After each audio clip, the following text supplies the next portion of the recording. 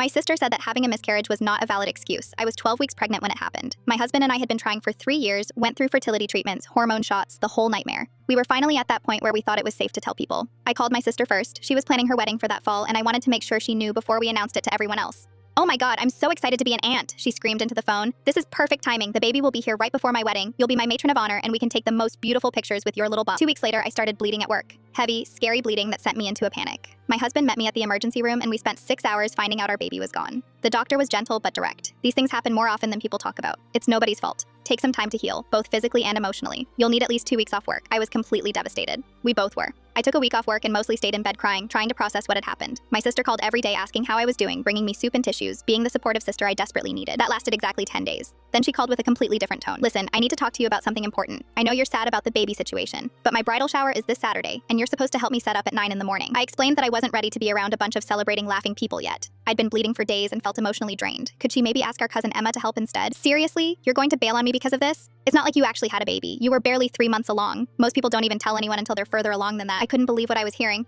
"What did you just say to me? Look, I get that you're disappointed, but this is my wedding year. I've been planning this for 18 months. You're my maid of honor. You can't just abandon me because you had a miscarriage. People have them all the time." The way she said "had a miscarriage" sounded like she was talking about getting a cold or canceling dinner plans. Like it was some minor inconvenience I was using to get out of party planning duties. "I lost my baby 2 weeks ago. I need more time to heal." "But you weren't even showing yet. Nobody even knew you were pregnant except immediate family. It's not like you have to explain anything to people at the shower. Just come and act normal for a few hours." I hung up on her. My husband was absolutely furious when I told him what she'd said. He wanted to call her himself and give her a piece of his mind, but I asked him not to. Maybe she was just stressed about wedding planning and didn't mean it the way it sounded. I was wrong. The next morning, she texted me this long message about how selfish I was being, how she'd already paid for my dress and planned everything around me being there, how I was ruining the most important day of her life over something that wasn't even a real loss yet. That phrase, "wasn't even a real loss yet," absolutely broke me. I forwarded the text to my mom without adding any comment. 20 minutes later, my phone rang. "Your sister just called me crying hysterically. She said you're trying to turn the whole family against her by showing people private conversations." "Mom, did you actually read what she wrote to me?" Long pause, then a sigh. "Honey, I know you're hurting right now, but maybe she has a point. You weren't that far along in the pregnancy. Maybe getting back to normal activities would actually help you heal and move forward." I couldn't believe my own mother was taking her side after reading those messages. "So you think losing my baby isn't a valid excuse either?" "I think dwelling on sad things isn't healthy for anyone. Your sister really needs you right now during her big moment." I didn't go to the bridal shower,